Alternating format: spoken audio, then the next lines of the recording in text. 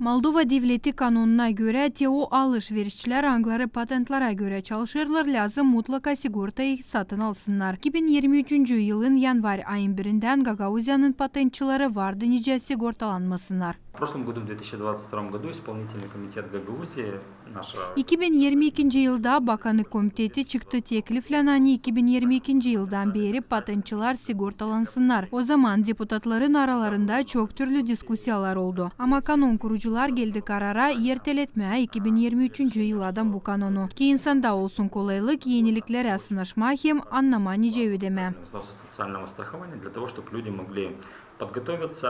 Şimdiki zaman Gagauzya Halk Topluşu'na alışverişçiler danıştılar hem var inisiyativa Komünist Sosyalist Partiyasından tabir ile erteletme kanunu. Hani patentçiler 2024 yılın yanvarın birinden çeketsinler sigortalanma.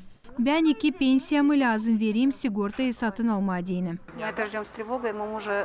Biz kocamla ikimiz de patenta göre çalışırız. Ne kadar biz para yılda lazım ödeyelim. Pensiyadan bize uzak. O zamandan kaç kere kanunlar değişilecekler. Nereye bu paralar gidecekler? Umutlanırsan deputatlar iptal edecekler bu kanunu. Медицинский мы заплатили. Я лично вчера пошла уже купила. Biz değiliz kayıl. Görürüz hani panirde hiç insan yok. Bekleriz ne zaman kimse yaklaşacak. Sigortayı dün satın aldım. İndirimle satın aldım. Ama öyle yok o kadar para bütün payı verme. De gelsinler de görsünler nice biz işleriz. Biz pensiyeye hiç yetişmeyeceğiz. İsle açan hava sıcak ama açan 25 gradus А soğuk. когда минус 25 было, кто-то приходил, смотрел, как мы здесь выживаем. Şimdiki kanun yetkiler 1000 patentçiden ziyade. Nice söyledi Alexander Tarnavski, insanlar yalvarırlar sigortayı gönüllü olarak satın alma. Vice-Speaker nişanadan yok öyle karar hangısını bu soruşun her bir pay alanı beğenecek. Patentçilerin ödemekleri nice de her bir sigortalı insanın yakışacak iyisik pensiyaları kaldırsın. Çizgiledi Alexander Tarnavski.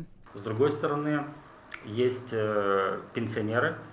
Var pensiyada insanlar hem yengeli insanlar angları pasobiyaları kabul ederler. Onlar söylerler hani minimal pensiya devlette 3000 lei. Eğer biz zedeletmeyeseydik sigortalama kassanın bütçetini o zaman pensiyalar hep bir minimal olacaklar. Социальное страхование, откуда будет рост пенсионного обеспечения.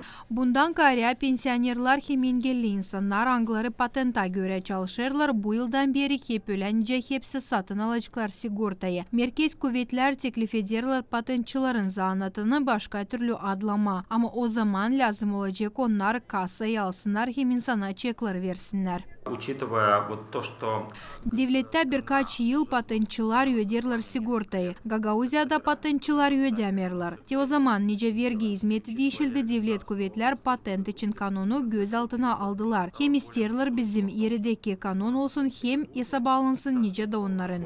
национальному. Önce Vice-Speaker Alexander Tarnavski teklif etti yeni mekanizm hangısına göre patentçilara olacaktı ta kolay yeni kanunu hesaba alma. İlk yıl Gagauzya bütçetinden sigortanın bütün pahasından 75% patentçilara geri çevirme. İkinci yıl 50%, üçüncü 25%. Ama deputatlar bu inisiyativayı kabul etmediler. Moldova devleti parlamenti patentçilara dini yeni kanun kabul etti. Patentçiler yakışacak çalışsınlar 2023 yılda sadece yarım yıl. 2023 yılın Eylül birinden devlette patenta göre yakışmayacak işleme. Marina Tapal, Vladislav Tabachuk, Maria Kazaku, GRT Haberler.